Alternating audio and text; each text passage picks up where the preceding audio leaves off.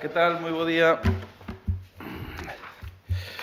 Bueno, bo día e grazas por estar aquí, por acompañarnos un venres máis nunha rolda de prensa posterior á celebración da Xunta de Goberno que, ademais, se dá a circunstancia que é previa á celebración dos actos centrais do 8M no Pazo Provincial que vai ser aquí ás 11 da mañá no hall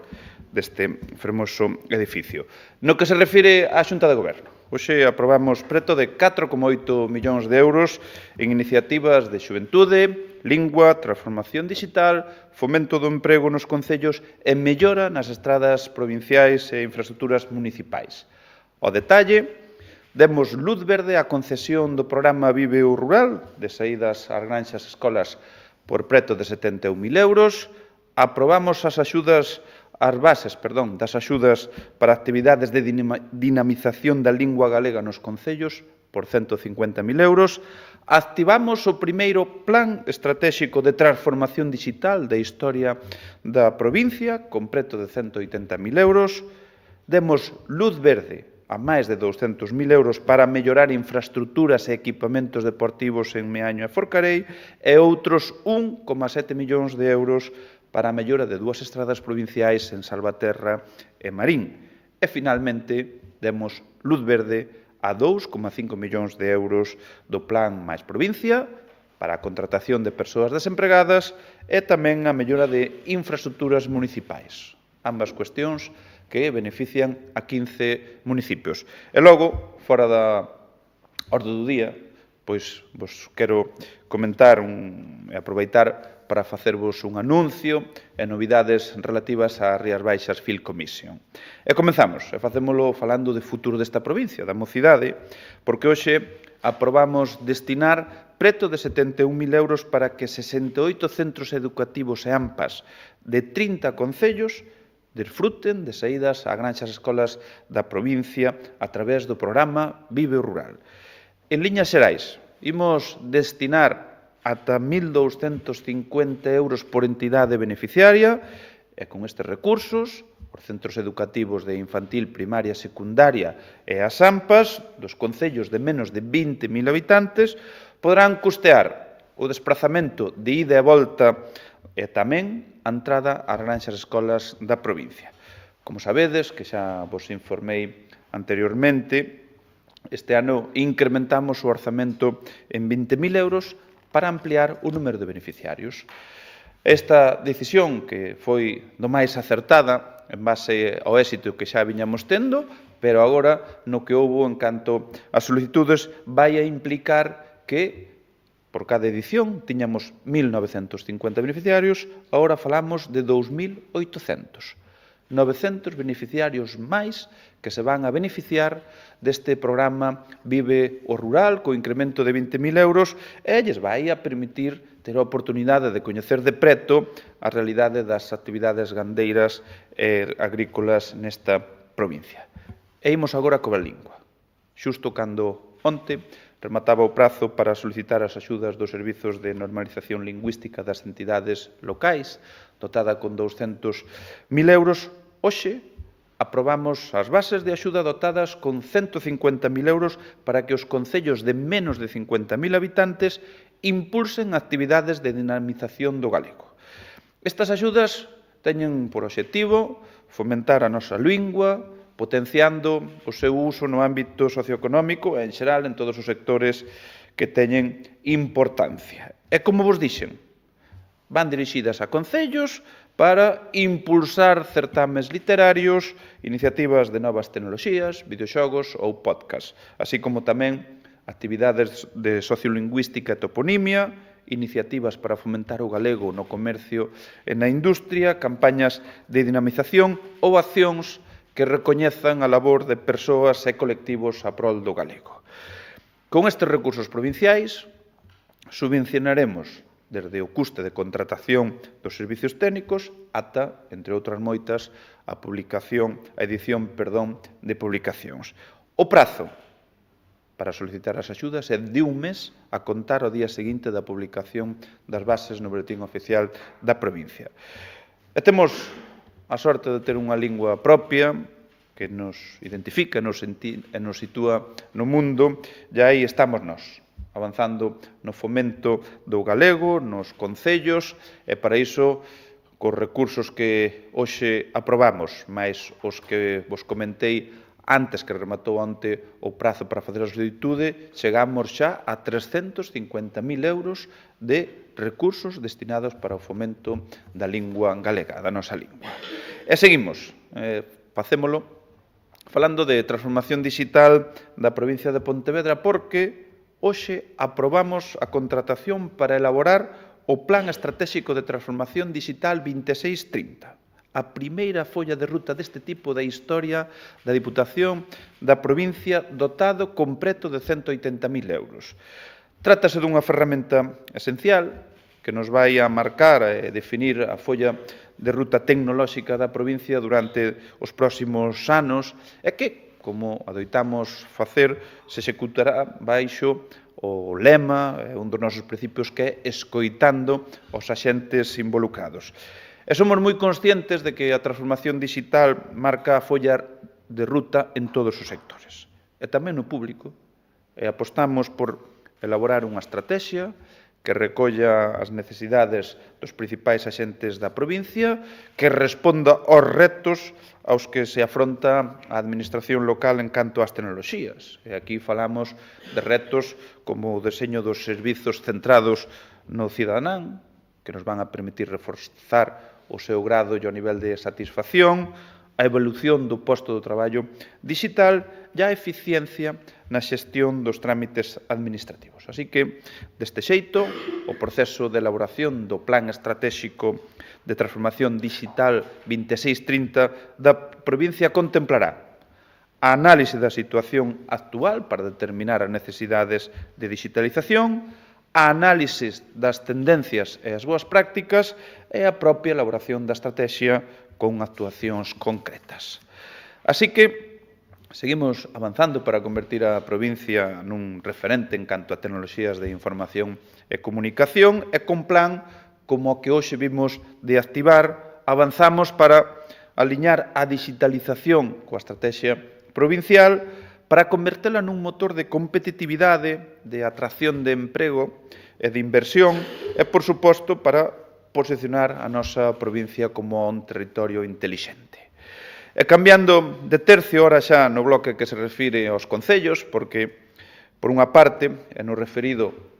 ao terceiro plan de infraestructuras deportivas, aprobamos máis de 200.000 euros para os concellos de Forcarei e Meaño. No caso de Forcarei, investiremos preto de 95.000 euros no xinasio municipal, para a dotación de equipamentos e a adecuación do solo para garantir unhas condicións confortables durante a práctica deportiva. En Meaño, investiremos preto de 108.000 euros para o acondicionamento acústico do pabillón polideportivo de Xil. Estos son outros exemplos máis do beneficioso que é este programa de infraestructuras deportivas dotado con 8 millóns para este ano 26 e que está a transformar modernización das instalacións deportivas como nunca antes se fixera na provincia de Pontevedra. E seguimos con máis investimentos nos concellos. Neste caso, pois hoxe tamén aprobamos recursos por valor de 1,7 millóns de euros para melloras en dúas estradas provinciais nos concellos de Salvaterra do Miño e Marín. Ao detalle, adxudicamos a obra de ensanche e mellora dun treito de case 900 metros da estrada provincial EP 4102 Leirado-Lira, en Salvaterra de Miño, cun investimento de máis de €500.000 de euros. E demos luz verde á contratación da mellora da estrada provincial EP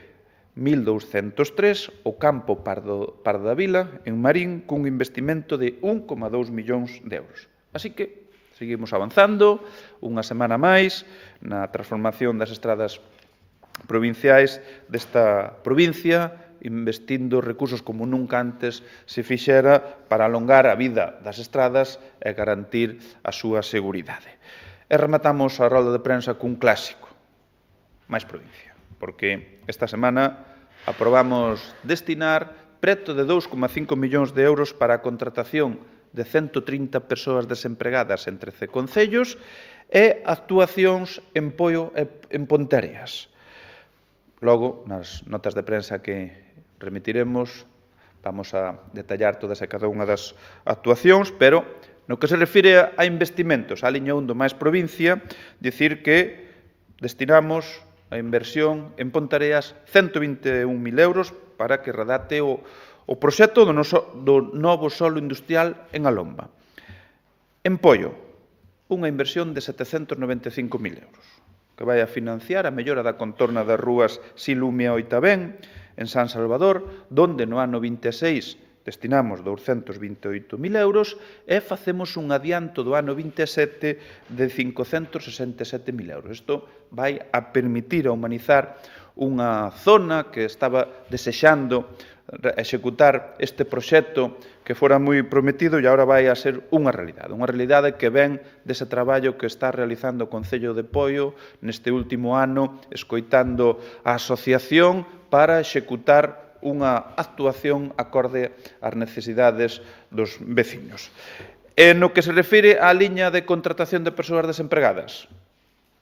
13 concellos beneficiados, 130 persoas desempregadas que se van a contratar. E temos desde os preto de 62.000 euros que recibe Mondariz Balneario para que contrate a 8 persoas, tamén destinaremos recursos para os concellos de Arbo, Caldas de Reis, a Cañiza, Catoira, Fornelos de Monte, a Illas de Arousa, a Lama, Meixo, Rosal, Salceda de Caselas e Vila de Cruces, ata o concello que recibe o importe máis alto, Cerdedo do Cotobade, con 196.000 euros para realizar 20 contratacións de 20 persoas desempregadas. E cabe lembrar aquí, na liña de activación de emprego, de contratación de persoas desempregadas, que os concellos poden facer as contratacións xa, porque esta axuda ten un carácter retroactivo e no momento no que reciban a resolución automáticamente poden facer a esos custos que poden eles anticipar. E xa vos comentaba, fora da orde do día, falamos de turismo precisamente na semana que vimos de participar en Berlín na Feira Internacional de Turismo, que seguimos colleitando boas novas en turismo, porque acabamos de coñecer que a Rías Baixas Film Commission foi seleccionada para optar aos premios Anillos de Oro, que concede o Círculo de Profesionais das Series Españolas pola súa labor en 2024 e 2025. Sentímonos moi orgullosos de ser seleccionados, máis alá que ainda non sabemos vamos a ser os premiados, pero xa estar neste punto pois é un bo premio. O que se está aquí é a recoñecer ese traballo que estamos a desenvolver, recoñecer a nosa capacidade de xestión, recoñecer a profesionalidade do Rías Baixas Film Commission e que ten demostrado ser unha peza clave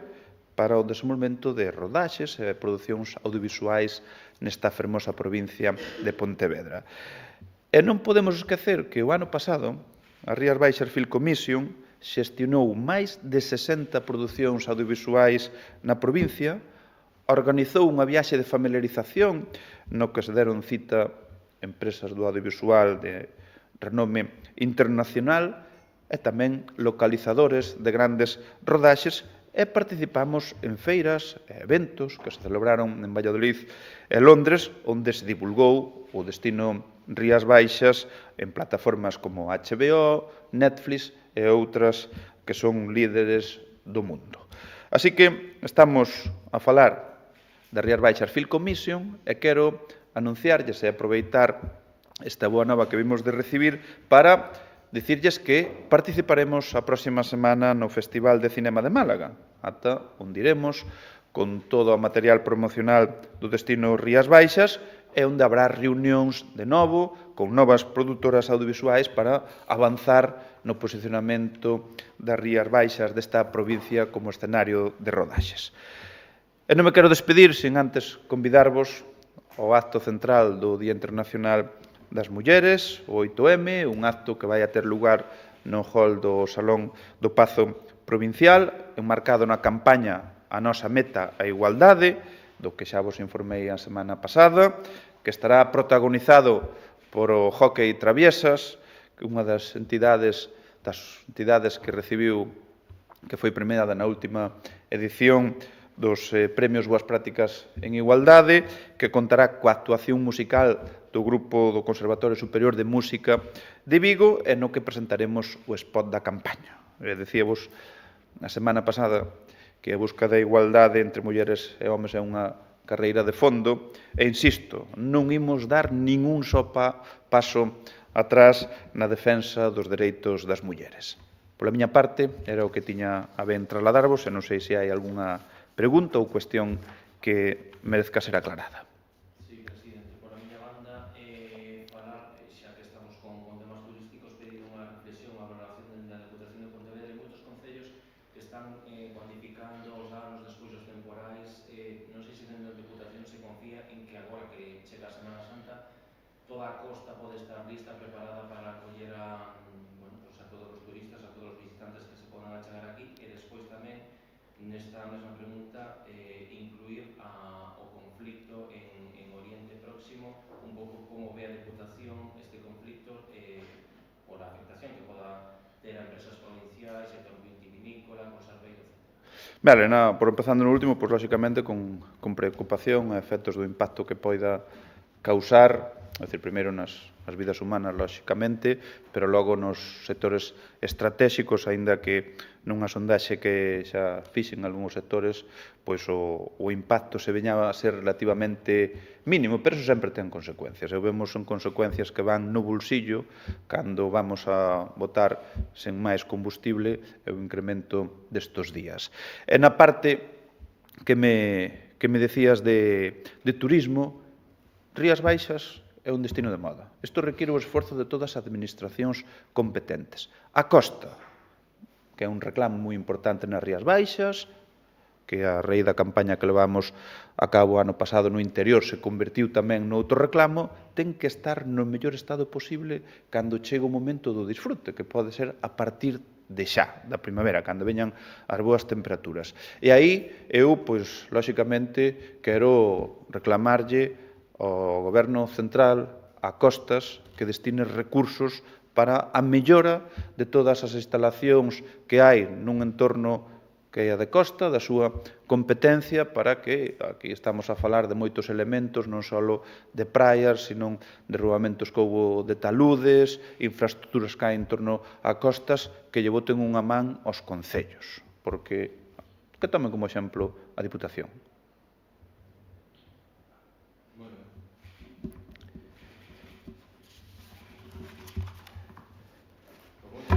Grazas a vos. Vamos para baixo.